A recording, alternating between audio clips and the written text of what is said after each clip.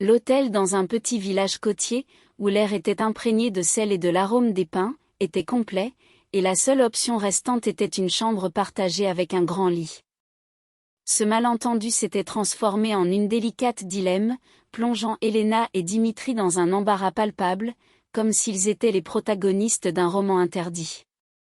Une fois dans la chambre, Elena et Dimitri se retrouvèrent face à la nécessité de partager un espace restreint, où chaque mètre carré semblait chargé d'électricité. L'ambiguïté de la situation intensifiait la tension, chaque geste et regard prenant une signification particulière, comme dans un vieux film où les héros flirtaient avec le danger. 3 jours d'inconnu les attendaient. Elena s'efforçait de maintenir une façade de calme, bien qu'une tempête de sentiments contradictoires, peur, curiosité et excitation oubliée faisaient rage en elle. Son cœur battait la chamade, ses pensées tourbillonnaient comme des mouettes au-dessus des vagues, et le sourire charmeur de Dimitri semblait s'installer dans sa poitrine, provoquant une chaleur inattendue.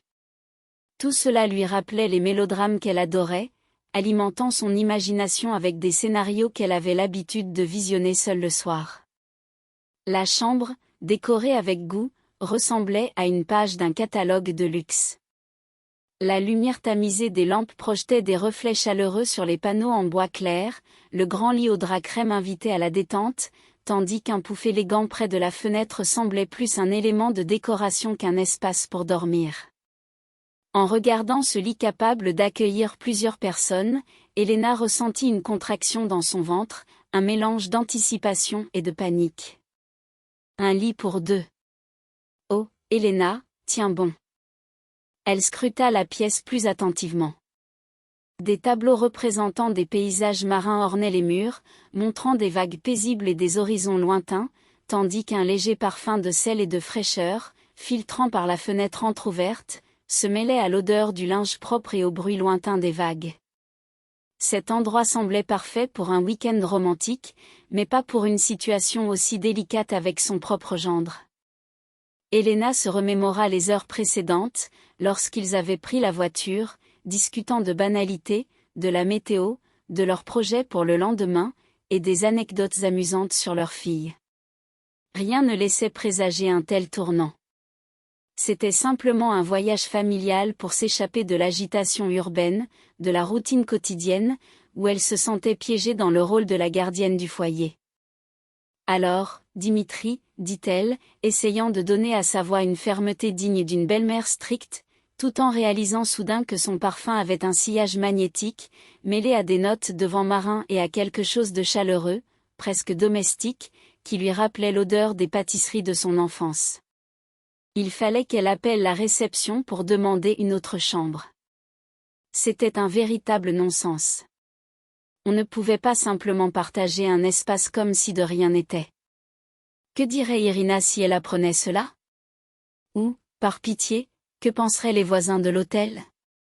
Elle hésita, sentant ses mots se bloquer dans sa gorge à cause d'un flot d'émotions, et pensa à combien cela faisait longtemps qu'elle n'avait pas ressenti une telle excitation, depuis ses jeunes années amoureuses, lorsque chaque regard semblait promettre une aventure, et les nuits étaient pleines de mystères et de découvertes, bien loin des dîners familiaux routiniers.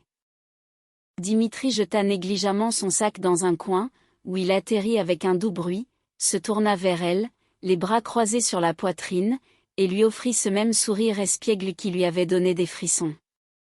Comme une brise légère caressant sa peau, éveillant des sensations oubliées. La voix profonde et veloutée de Dimitri résonna dans la pièce, comme un écho, la faisant sursauter de surprise à cause de la proximité soudaine, comme une rafale de vent inattendu. Allons, pas de panique. Une nuit, ce n'est pas la fin du monde. On va s'arranger, et demain on verra. Vous ne me craignez pas, n'est-ce pas? Je ne mords pas, je vous le promets. Après tout, nous sommes de la famille, non? Il n'y a rien de mal à passer une soirée ensemble, comme des voisins. Vous vous souvenez, l'année dernière à la campagne, quand nous avons tous dormi dans la même pièce à cause de la pluie? C'était amusant, personne ne s'est plaint. Son ton était léger, mais une lueur espiègle dans ses yeux fit battre le cœur d'Elena plus vite. Elle réalisa qu'il lui rappelait ses jeunes années, lorsque les hommes la regardaient avec le même intérêt, flirtaient lors de soirées ou de promenades sur le bord de mer. Helena se mordit la lèvre, cachant la rougeur traîtresse qui envahissait ses joues, comme de la peinture sur une toile. Elle se disait qu'elle ne devait pas avoir peur de lui. Oui, elle, Helena, avait su remettre à sa place des jeunes hommes comme lui d'un simple regard, surtout quand il s'agissait de sa famille et de sa fille, les protégeant de tous les dangers. Mais ce regard de Dimitri la transperçait, comme s'il savait déjà qu'elle s'imaginait comment leurs épaules se frôleraient dans ce cocon douillet, ou comment sa main toucherait la sienne pendant une conversation, envoyant des étincelles à travers son corps, comme dans ces romans qu'elle lisait en cachette.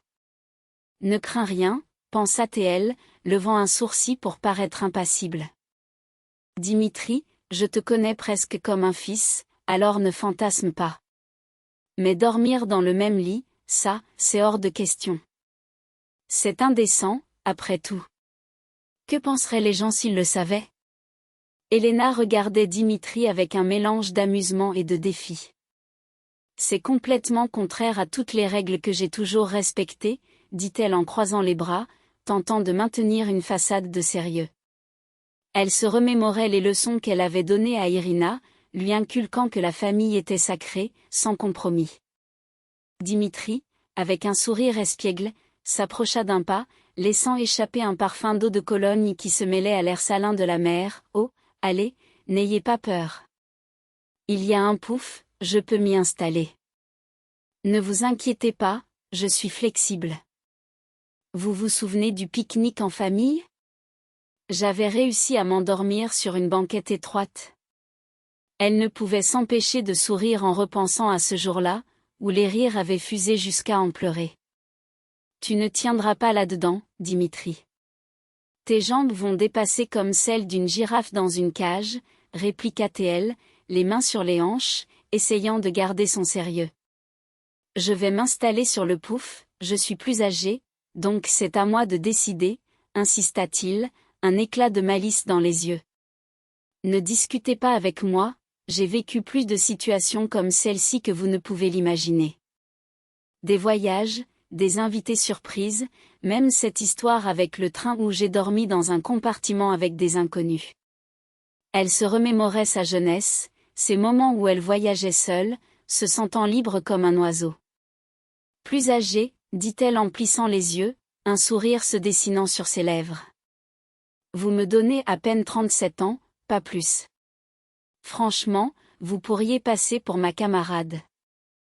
Et moi, je suis plus jeune, donc c'est à moi de céder, répondit-il avec un clin d'œil. Un gentleman ne laisserait pas une dame souffrir sur un siège inconfortable. Je peux même vous apporter un coussin pour prouver mon bon sens, ou raconter une blague pour détendre l'atmosphère. Vous vous souvenez de celle du touriste et de l'hôtel? Helena leva les yeux au ciel, mais un frisson de chaleur l'envahit à ce compliment, réveillant des souvenirs de confiance en soi qu'elle avait longtemps oubliés. 37 ans. Oh, Dimitri, si seulement vous saviez à quel point j'aimerais y croire, surtout après toutes ces années où je me sens comme une ombre dans ma propre vie, à m'occuper de la maison et des petits-enfants sans aucune étincelle d'aventure. Ils échangèrent des plaisanteries pendant près de 15 minutes, chaque réplique de Dimitri la faisant sourire davantage, parfois même rire aux éclats en se remémorant des histoires amusantes de leur vie de famille. Comme ce jour où ils avaient préparé le dîner ensemble, finissant par une bataille alimentaire. Soudain, Helena se surprit à rire comme elle ne l'avait pas fait depuis des années, libre et insouciante, comme si elle avait réellement 37 ans et non 54. Finalement, ils convinrent d'un compromis. Pas d'appel à la réception. Il était tard, et ils étaient tous deux épuisés après un long voyage. On va passer une nuit ici, conclut Dimitri, une note dans sa voix qui la fit réfléchir aux significations cachées de ces mots. Helena acquiesça, bien que son esprit s'emballe. Une seule nuit, mais que se passerait-il si cela changeait tout? Que se passerait-il si cette nuit réveillait ce qu'elle avait longtemps enterré sous des couches de responsabilité et d'habitude? Elle tenta de chasser ses pensées, mais elles revenaient inlassablement, comme des vagues sur le rivage, suggérant des changements qui pourraient bouleverser son monde. Au fil de la soirée, l'atmosphère de la chambre se transforma subtilement, devenant plus dense et chaleureuse, imprégnée de l'arôme de la mer mêlé à une légère odeur de vin et à leurs souvenirs communs. À l'extérieur, les crépuscules du littoral se faisaient plus sombres. Les vagues murmuraient doucement, apportant avec elles une brise salée qui faisait danser les rideaux et portait les cris lointains des mouettes. Elena et Dimitri s'étaient installés sur le grand lit, le pouf s'étant révélé non seulement trop petit mais aussi dur qu'une pierre, évoquant des souvenirs de nuits inconfortables de leur jeunesse. Sur leurs genoux, une boîte de sushis commandée en chambre, des rouleaux frais de poisson, d'avocats et de légumes, croustillants et parfumés, avec une légère touche de wasabi. Sur la table de nuit, 2 verres de vin blanc brillaient, frais et aromatiques, avec des notes fruitées qui rappelaient les soirées d'été. Elena choisit un sushi pour ne pas se sentir trop détendue, mais le vin commençait déjà à lui tourner la tête, brouillant les frontières entre réalité et fantasme. Le téléviseur diffusait une émission absurde où des gens déguisés en fruits tentaient de chanter, leurs tentatives ridicules provoquant des éclats de rire qui rendaient la chambre encore plus chaleureuse, comme s'ils étaient dans leur propre monde. Elena était si absorbée par Dimitri qu'elle en oubliait presque l'écran de télévision. Il était là, légèrement affalé sur les coussins, ses doigts habiles tenant un rouleau de sushi qu'il trempait dans le wasabi. À chaque fois qu'il se penchait pour attraper un morceau, son épaule frôlait la sienne, un contact qui durait un peu trop longtemps, envoyant des frissons le long de sa peau. Chaque effleurement éveillait en elle des souvenirs de sa jeunesse, de ses moments chargés de promesses et de premiers baisers. « Elena, tu regardes vraiment ça ?» demanda-t-il en désignant l'écran, où un homme déguisé en banane tentait de chanter une aria, trébuchant de manière comique, provoquant un nouveau fou rire. « Je pensais que tu avais un goût plus raffiné. Tu aimes ces vieux films avec des intrigues profondes, comme celui dont tu parlais lors du dîner le mois dernier, où la protagoniste trouve l'amour dans un endroit inattendu. » Elle fut surprise qu'il se souvienne de ses préférences, un petit détail qui ajoutait une touche d'intimité et faisait battre son cœur un peu plus vite. Elle plissa les yeux, essayant d'ignorer son parfum frais, mêlé à l'odeur de la mer, qui lui rappelait ses promenades sur la plage avec ses premiers amours, le vent dans les cheveux. « Et qu'est-ce que tu proposerais à la place ? Une docu sur la pêche ? Ou peut-être un film d'action avec plein d'explosions ? Tu sais que je préfère quelque chose avec de l'âme, des émotions, où les personnages se dévoilent progressivement. » Elle tenta de le dire sur un ton sarcastique, mais une note de jeu s'y glissa, la surprenant elle-même. Cela faisait si longtemps qu'elle n'avait pas flirté, même en plaisantant. Son rire résonna, et elle sentit une chaleur douce l'envahir, comme une vague qui s'écrase sur le rivage. « La pêche !» s'exclama-t-il, riant encore, une larme de joie au coin de l'œil. « Non, Elena, je pensais à quelque chose de plus léger, mais avec du piquant. Peut-être une comédie sur un couple dans une situation similaire à la nôtre. Imagine-les en train de se disputer pour le lit, comme nous venons de le faire, ou une romance avec un peu de mystère. » Il se tourna vers elle, et elle réalisa soudain à quel point ils étaient proches. Son visage était à quelques centimètres du sien, et elle pouvait distinguer chaque trait. Les petites rides au coin de ses yeux, ses cils épais, plus longs que les siens, et une légère barbe qui le rendait encore plus séduisant, comme un héros de ces mélodrames qu'elle adorait, où l'amour surgit de manière inattendue. « Je te proposerai quelque chose d'un peu plus intéressant, disons, une comédie romantique. » Il baissa la voix, presque en chuchotant, comme pour partager un secret. « Ou un film mystérieux, où les personnages révèlent leurs secrets et découvrent des connexions inattendues, comme dans la vie. » Elena déglutit, une pensée traversant son esprit. « Un mystère, songea-t-elle. Oh, Dimitri, si tu savais quel mystère se trame dans ma tête et combien je lutte avec ces pensées, me remémorant les risques que je prenais dans ma jeunesse, me lançant dans le tourbillon des émotions. » Elle but une gorgée de vin, cachant le rouge qui montait à ses joues. « Une comédie, coupa-t-elle, essayant de paraître ferme. Sinon, avec tes mystères, nous ne fermerons pas l'œil de la nuit. Ne compliquons pas les choses, sinon nous allons trop fantasmer et ensuite nous le regretterons. Il esquissa un sourire, son regard s'attardant sur elle un peu plus longtemps que nécessaire.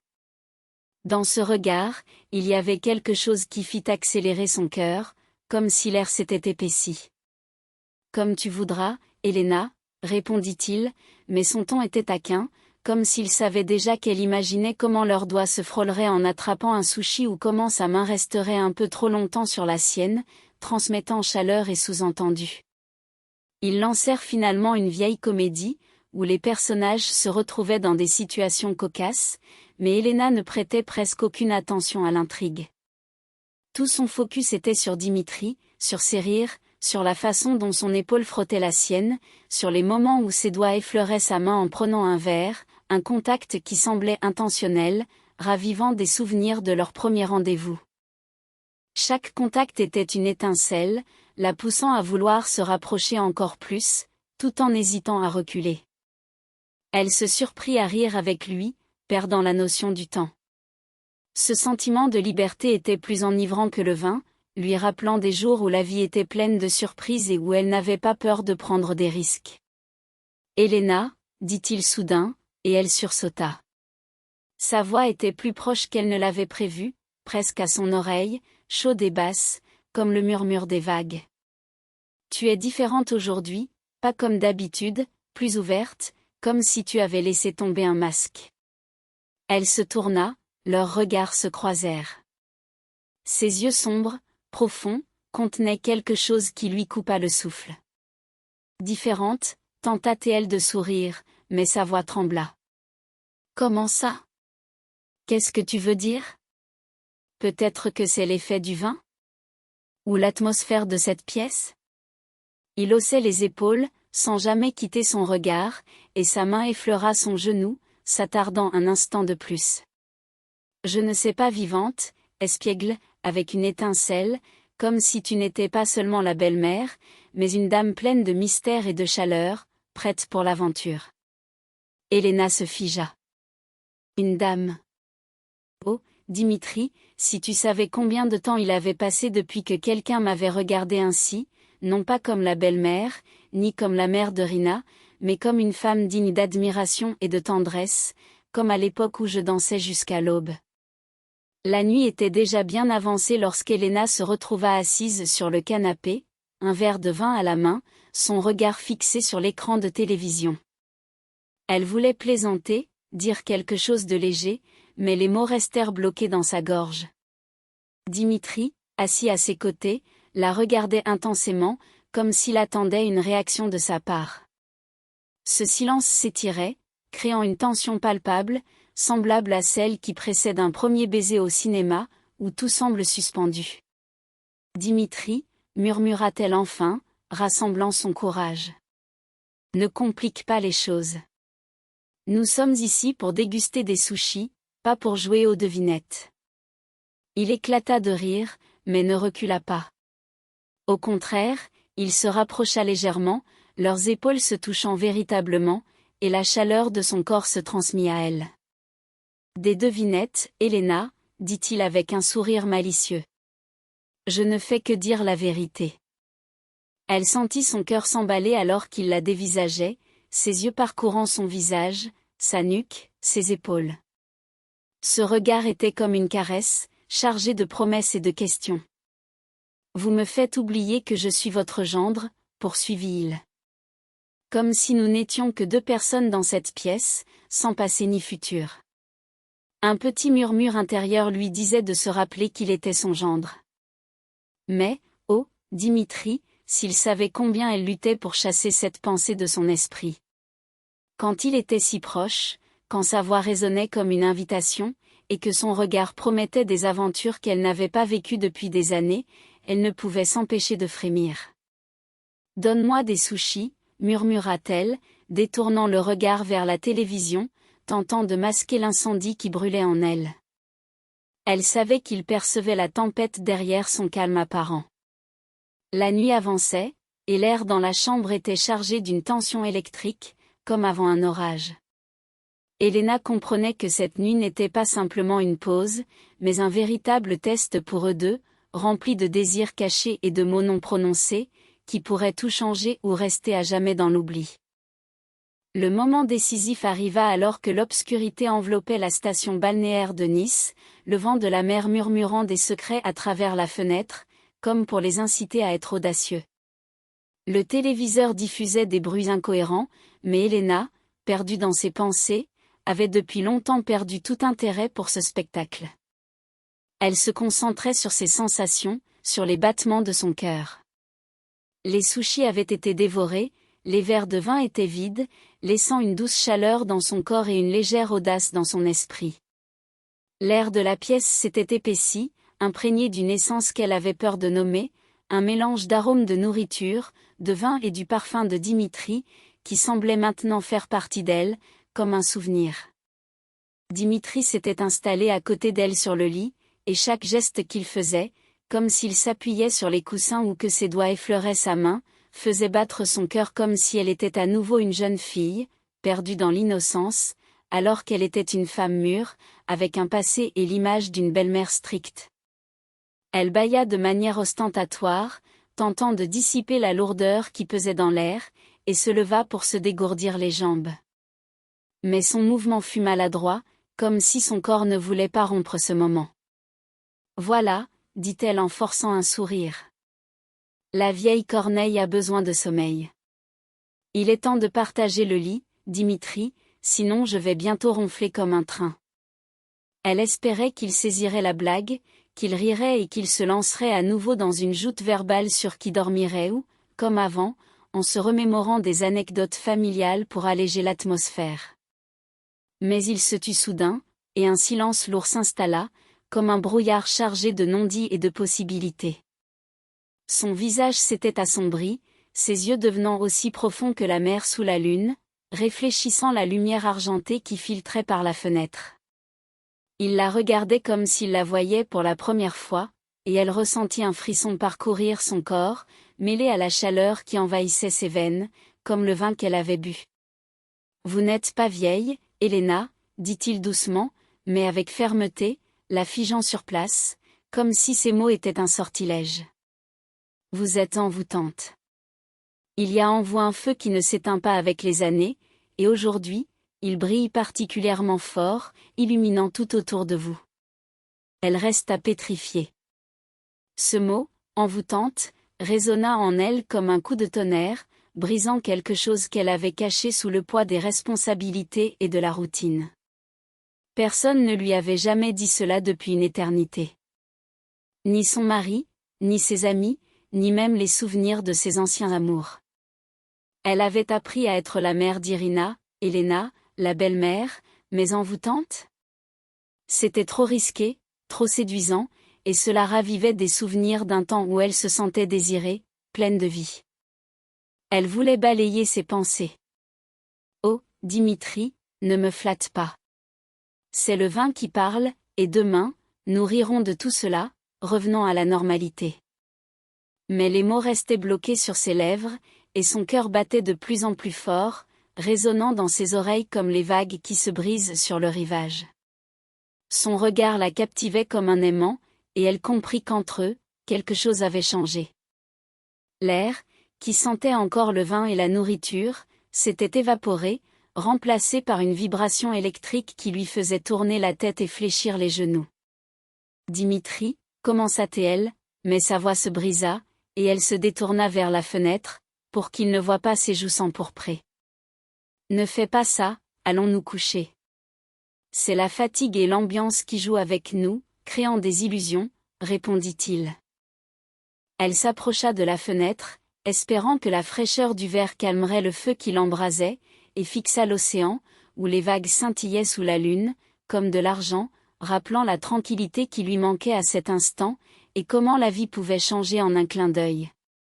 Elle devait dire quelque chose de ferme, rappeler leur rôle, leur famille, que tout cela n'était qu'un effet de la fatigue et du vin, que demain tout reviendrait à la normale, et il ferait semblant que rien ne s'était passé, gardant ce secret pour eux.